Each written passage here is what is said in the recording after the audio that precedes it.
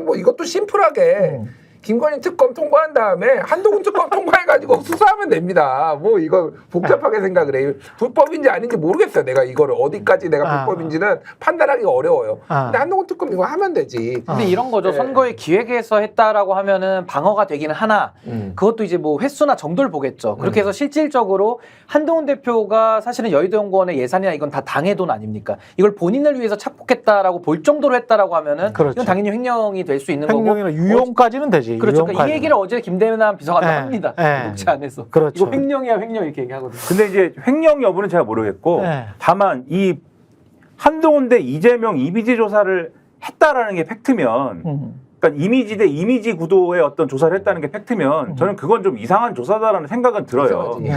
그러니까 예를 들면 그렇지 맞죠. 너무 좀 이상하긴 해. 예를 들면 이런 조사는 할 수도 있겠죠. 한동훈 대표가 이끄는 국민의힘이 이러저러한 뭘 할 건데 그러한 어떤 이 국민의힘에 대한 지지와 이재명 대표가 있는 민주당이 이러저러한 일을 할 것인데 그것에 대한 민주당에 대한 국민의 지지를 두 개를 놓고 이제 비교를 해봤다. 그런 거면 이해가 되지 않습니까? 총선 전략에 대한 지지도인데 그게 아니라 한동훈이라는 개인의 이미지하고 이재명이라는 개인의 이미지를 딱 붙였을 때 이 이미지가 어떻게 대별이 되는가 이런 거면은 그거는 제가 볼 때는 총선 전략의 연장선상에서 그런 이게 예를 들면 국민의힘이 지난 총선을 떠올려 보시면 국민의힘에서 한동훈 대표가 막 무슨 이것도 약속하고 저것도 약속하고 뭐 이 유세에 많이 나온다고 해서 그 국민의힘의 이미지가 한동훈이 되든가요? 한동훈의 이미지와 같은 그런 국민의힘이 되든가요? 그렇지가 않거든요. 그 여전히 윤석열이야 사실은. 그러니까 대통령이 윤석열이기 때문에 대통령이 그렇죠. 그러니까 어쩔 수가 없어. 국민의힘 지금 벗어날 수가 없어요. 여론조사 전문가가 지금 여의도 연구원장이라고 하는데 이런 걸 하라고 그러면 제가 그 전문가면은 아 그게 그렇게 하면 안 된다 여론조사를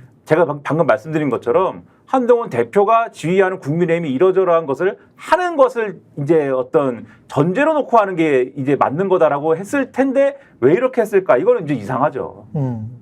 그리고 여기에서 이제 대통령의 일상이 좀 나오는데 이것도 좀 충격적이에요.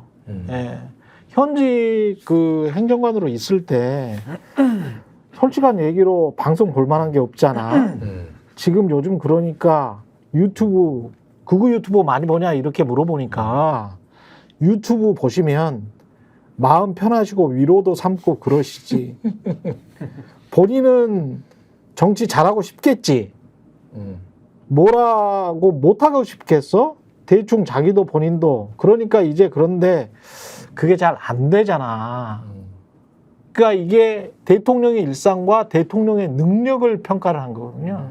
대통령의 일상은 극우 유튜브 보면서 위로와 위안을 삼고 있고 여기 대통령의 능력은 본인도 마음이야 굴뚝같이 뭐 공부 못하는 아이들이 공부 잘하고 싶지. 그러나 이제 공부는 시험 보면 맨날 10점이야.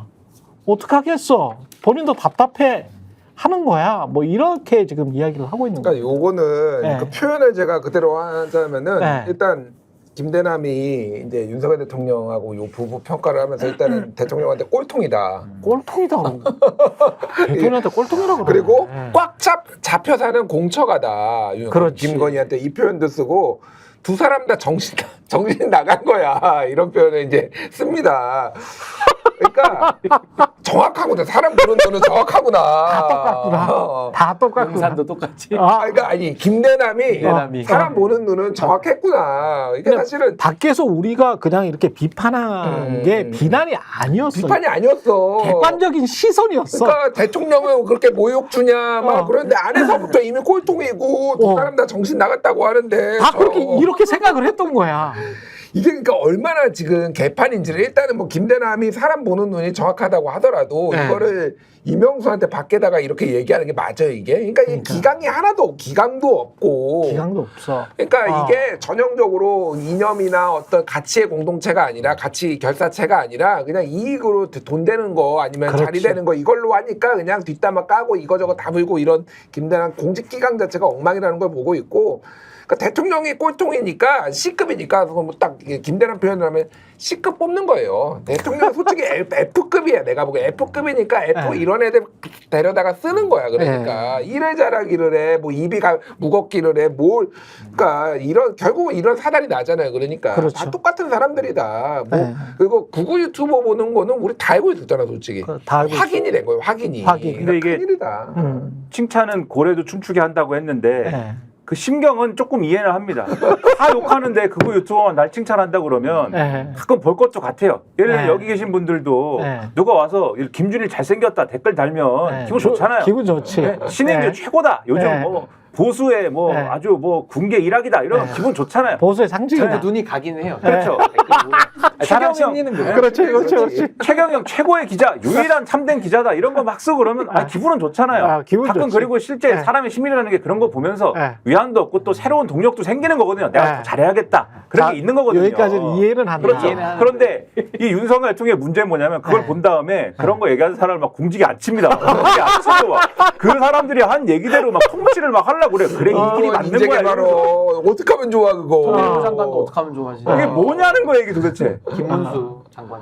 그러니까 김대남 씨가 제가 볼 때는 그래서 그냥 대통령이 혼자 그렇게 보면서 위안을 얻은 정도였으면 이렇게까지 얘기 안 했겠죠. 근데 그게 심각한 통치의 문제로 번지고 있으니까 사실 그 얘기를 하는 거 아니겠습니까? 그 유튜브 본다는 얘기를 왜 하겠습니까 여기서. 진짜 이러다가 아니 뭐 저기 따따보따의 저기도 누구야 그 민영삼도 지금 코바코 사장 같잖아요. 코바코 지금. 어마어마하게 좋은 자리예요. 제가 이런저런 이제 언론계 또 언론 유관기관에 많은 사람들을 알고 있으니까 그런데 당민 KBS 사장 같잖아.